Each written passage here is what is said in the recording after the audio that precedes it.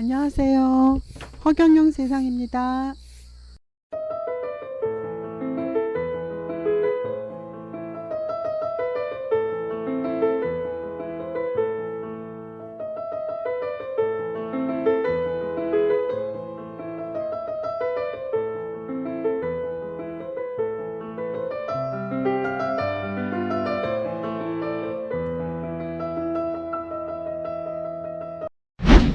허경영 대선 테마주 허경영 저출산주 잠깐 허경영 대선 테마주 나오죠? 관련주를 본다라고 얘기를 했습니다. 저출산주는 관심 있게 보자라고 말씀을 드리는데 요번에 국민의힘 토론회에서 물론이 말씀드렸던 내용을 홍준표가 얘기를 하고 있네요. 우리가 직면한 가장 심각한 문제 중에 하나가 저출산 고령화 문제입니다. 저출산 대책으로 2006년부터 금년까지 15년간 225조를 썼다고 합니다. 그런데 지금 출산율이 세계에서 가장 꼴찌입니다. 그래서 저출산 문제를 해결하기 위해서 참 우리나라가 여태 취한 정책이 제대로 맞았느냐. 그래서 여러 가지 이제 제가 발표를 한 게 있는데 그 중에서 발표를 하다 보니까 우리나라 이 출산 장려 정책은 실패를 했고 이게 이제 간접 지원을 확대하다 보니까 실패한 측면이 있어가지고 직접 지원 제도로 한번 바꿔보려고 하고 지금 헝가리 같은 경우에는 2019년도 2월에 실시한 정책을 보면 결혼 시에 4천만 원 대출을 하고 아이 낳으면 이자 면제하고 그 다음에 둘 낳으면 원금 3분의 1 탕감을 하고 셋 낳으면 전액 탕감을 해준다고 합니다. 그리고 아이가 넷 이상 되는 여성은 평생 소득세를 또 면제해 준다고 합니다.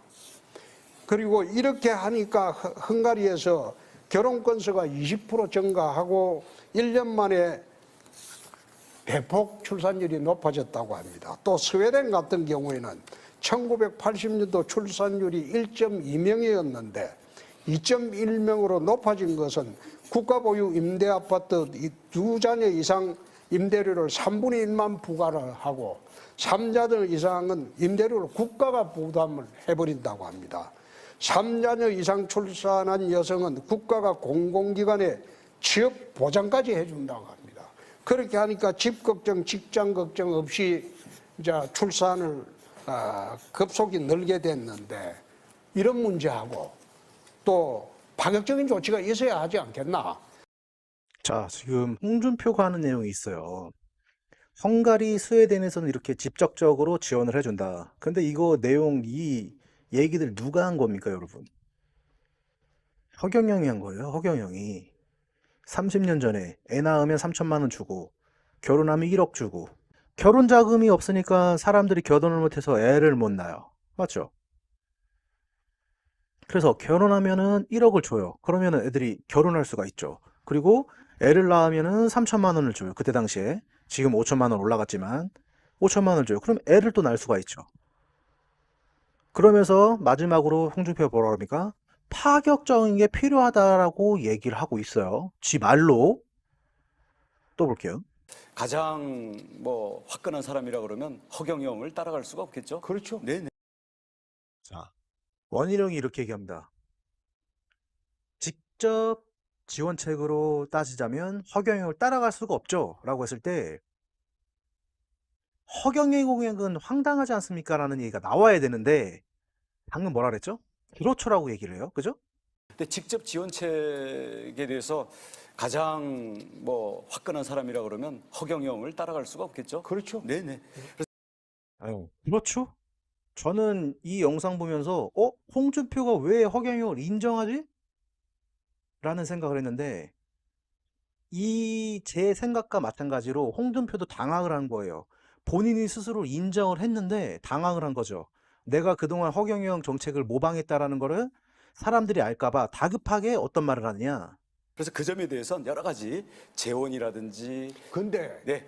후보님, 네. 허경영이라고 공약이 좀 허황됐지 않습니까? 근데 이거 원희룡의 얘기가 끝나지도 않았는데 갑자기 자르면서 허황되지 않습니까? 라는 내용을 얘기를 해요. 저는 여기에서 홍준표의 심리를 읽은 거예요. 본인은 허경영이 대단한 존재라는 거를 이미 인지를 하고 있다. 무심결에 인정을 했다가 갑자기 이러면 안 되겠구나 생각이 들어서 원희룡의 말을 막습니다. 이 제가 얘기하는 게 소설인가 여러분이 다시 한번 봐보세요.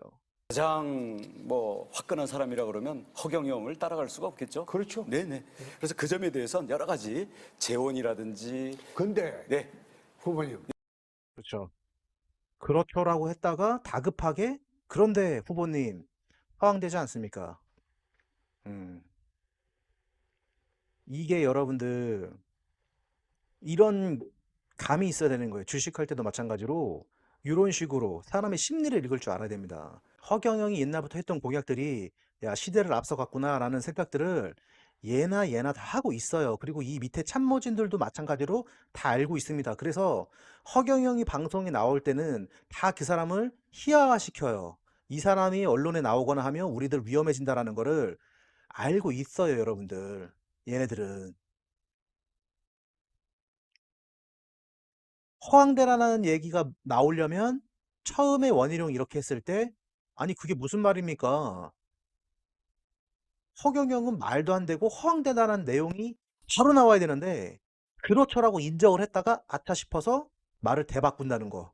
여기에서 여러분들은 느낄 수가 있어야 한다. 그리고 이거에 대해서 블루넌이 뭐라 그랬어요? 허경영에 대해서 얘기할 때 앞으로 언론에서 허경영에 대해서 공중파나 여론이 바뀔 거다라고 얘기를 했었죠. 출산 예산 40조 이거요. 40조면 작년에 난 25만 명에 한 사람당 1억 3천씩 돌아가. 그럼 1억 3천만 원씩 줬나? 안 줘요. 돈 어디 쓰냐? 출산 장려를 하기 위해서 여러 가지 정책을 세우고 뭐 기획하고 연구하는 돈으로 40조가 나가. 국방 예산만큼이 나가. 이게 뭐 하는 나라예요? 그런데 인구는 계속 줄어들어. 맞죠? 그러니까 내가 옛날에 결혼하면 1억, 연애수당 20만 원, 또 국민배당금 18세부터 150만 원씩 주죠? 애 낳으면 5천만 원 주죠? 이래야 결혼해. 생활보장돼. 결혼비용 나와. 주택자금 나와. 출산하면 애 돈 나와. 이거 해야 결혼해.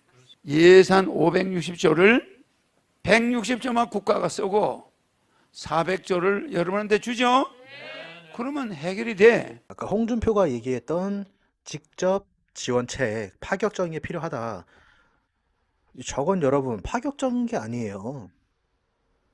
저출산 정책 비용으로 45조 원을 편성을 하는데 그 편성할 돈을 그냥 애 낳은 가정에 직접적으로 돈으로 주면 1억 3천만 원씩을 줄 수 있다라고 하잖아요. 1억 3천에서 1억 6천을 줄 수가 있는데 이 돈을 엉뚱한 데다 지금 쓰고 있는 게 이게 맥점이다.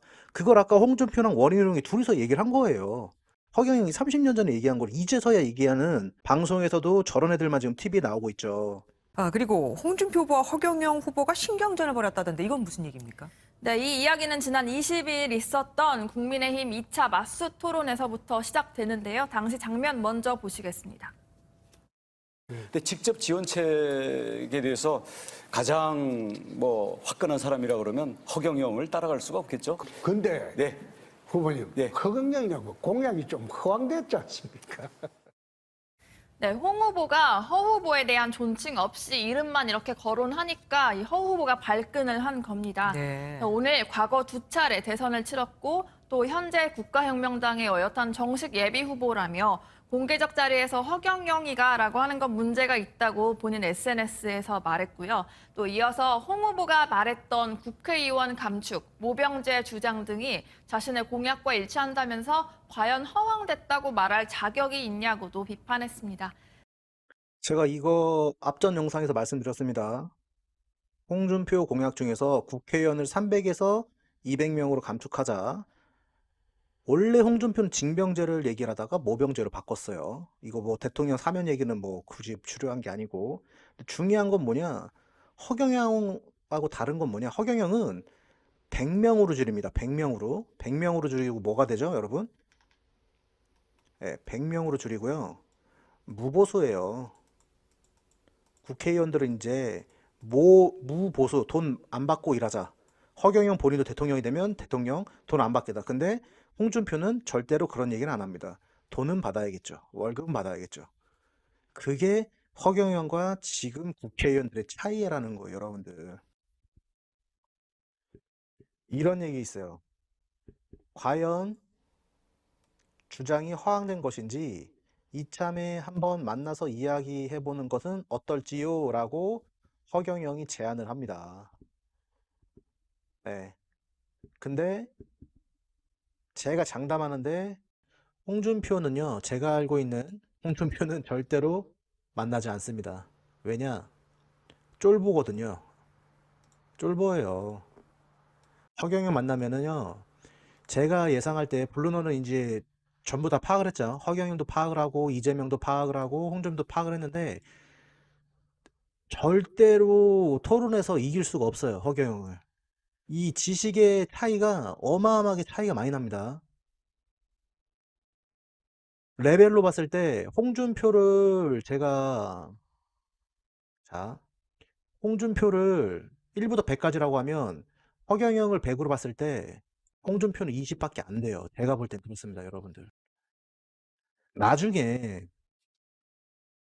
지금은 여러분들이 잘 모르기 때문에 이 사람 무슨 소리 하는 거야 라고 생각할 수 있는데 나중에 혹시라도 허경영이 토론에 혹시라도 참여하게 된다. 국민 여론이 한 방에 뒤집혀요, 여러분들. 근데 이런 계기가 있을지 모르겠지만 한번 나중에 보시자고요. 이 허경영 지지자들이 간절히 원하는 거 하나가 딱 있어요. 토론회. 제발 허경영이 저 뭐 윤석열, 이재명, 홍준표 얘네들 사이에서 껴서 한번 토론해보자. 다 털립니다, 진짜. 한 30분도 못 가서 초토화 될 거예요, 초토화. 그리고 허경영이 만약에 출연하게 되면은 방송사들도 엄청나게 시청률이 올라갈 거예요. 왜냐면 허경영 저 사기꾼, 저 사이비가 나왔네 라고 하면서 이렇게 생각하는 사람도 있고 지지자들도 있고 아무튼 되게 재밌어하는 사람들도 많죠. 아무튼 이슈가 되는데 그 자리에서 사람들은 머리에 망치 맞은 듯한 느낌이 나는 거죠. 그런 일이 생기게 되면은 바로 대통령 되는 거예요, 여러분들. 그래서 허경영이 대통령 된다라고 얘기를 하고 있는 겁니다. 계속 감추지만 나중에는 공개가 되는 거예요. 마치 북한도 마찬가지예요. 북한의 인민들을 속이죠. 세뇌교육 시키면서, 그죠? 우린 다 그걸 알고 있잖아요, 여러분들. 허경영 지지자들은 그걸 알고 있는 거예요, 여러분들. 허경영을 바로 아는 사람들은요, 이 정치인들이 아무리 감추려고 해도 나중에는 이 유튜브나 이런 걸로 세상에 널리 알려질 거다. 이게 알려지게 되면 그냥 한 방에 가세가 기울은 거는 판세가 그냥 뒤집혀버리는 거는 시간 문제예요. 시간 문제, 여러분들. 아시겠습니까? 네, 오늘은 시청해 주셔서 감사합니다. 구독과 좋아요 꼭 부탁드립니다.